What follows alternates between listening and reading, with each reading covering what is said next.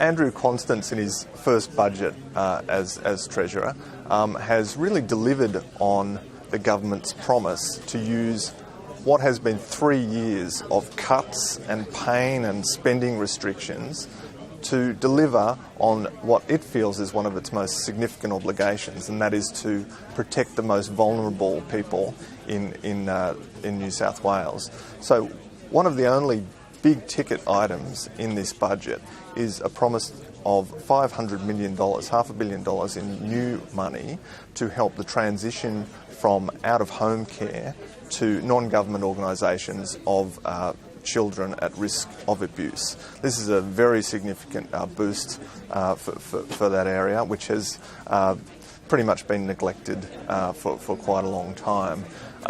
So Mr Constance has delivered some pretty strong lines in his budget speech about this, basically saying that, you know, this is what a government with a heart does with the once it gets its house in order financially.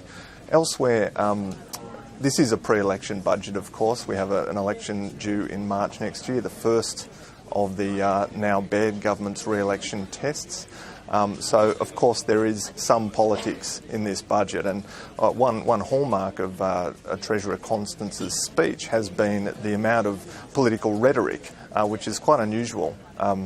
So he's focused on the fact that they've got their house in order, and he's also focused on how much promised infrastructure there is for the Western Sydney region.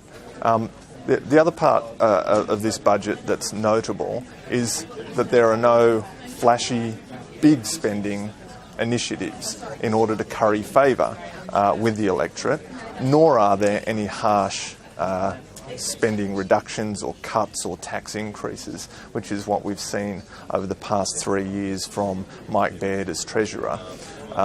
So it seems like they're wanting the electorate very much to focus on what they've achieved.